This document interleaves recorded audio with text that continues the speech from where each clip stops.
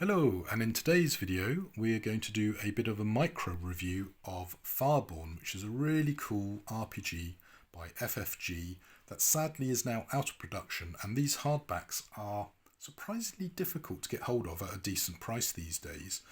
Now I bought the game when it was new.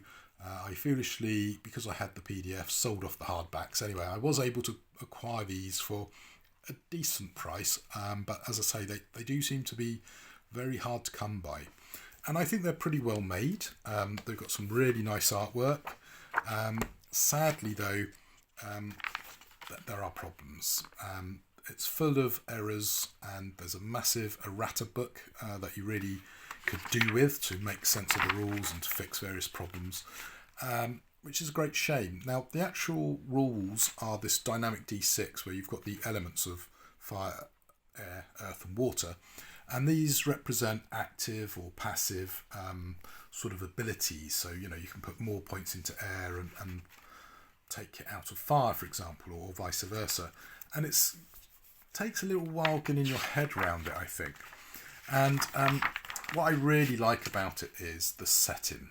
The rules, not 100% upset with, but they're not really what I'm into. And for the setting, the Gamemasters Handbook is really, really useful because it's set in the modern era of London, where things have gone a bit weird. So here you go, setting of Fireborn, running a campaign, and yeah, things have gone weird. And what's happening is the players are actually ancient dragon souls who are starting to awaken as magic returns to reality.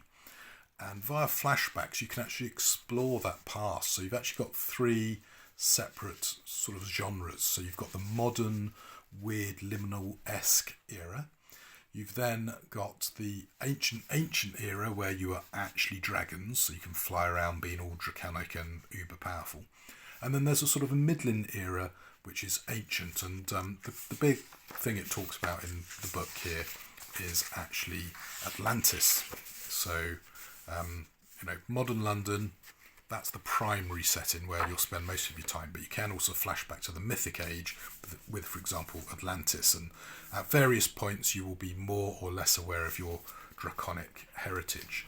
And obviously what's pretty cool, as part of the advancement system in the modern era, you will become more powerful, you'll remember your ancient dragon horde, and you can go and find those artifacts, and it's pretty cool. But as I say, the rules, I think, do take a bit of getting your head around. I'm not 100% sure even I quite fully understand them.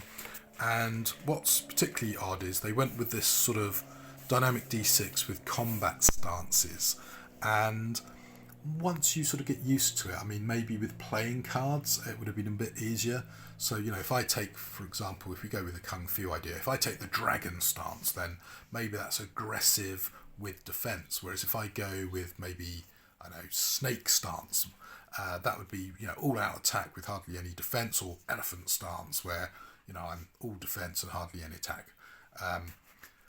They're not obviously the stances in here, but it does talk about quite a lot of combat stuff. And for me, I think maybe where I didn't like it is it seemed to be a little bit crunchy in what I felt was a more narrative style of game. Now, for me, looking at these today, I think with the prices going up, I don't think the hardbacks currently are worth buying. Although if you can get the PDFs, because FFG have offloaded the RPG properties, that's probably worthwhile, because the rules are sort of maybe a 6.5, that they're almost there, they're not quite there, but the settings are solid 9 to 9.5. Now, if you like the setting, there are some novels that accompanied the game.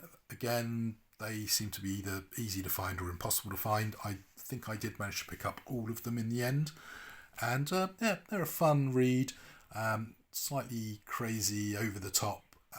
But that's what makes this really cool, because I really like the idea of being in the modern era and being able to flashback and even say to a player, okay, you fancy like being uber powerful, almost god level? Let's talk about when you were a dragon, millions and millions of years ago. And that's pretty cool.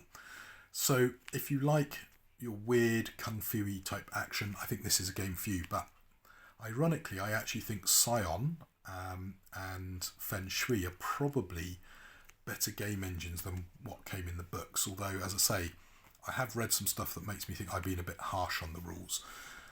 So for me, try and pick up the PDFs and maybe try running it with Feng Shui would be my sort of solution. And if you can get your head around the rules, which I think aren't actually that hard in play, you know, you're going to have a lot of fun, but you are going to have to wade through a separate document with all the errata to try and make sense of stuff, and the way they've split it across the two books I found a bit odd. So hopefully, fingers crossed, there's going to be a second edition of this now that the RPGs are kind of coming back to the market, and hopefully it will deal with all those problems I've just mentioned. And I think if Fireborn does come back, it's definitely going to be worthwhile looking at, because it's a really good setting, and I'm really looking forward to trying to persuade some people to actually try it out. As I say, maybe with a different rule set though. Anyway, as I say, this is meant to be a micro review, so let's wrap it up there, and until the next video, happy gaming!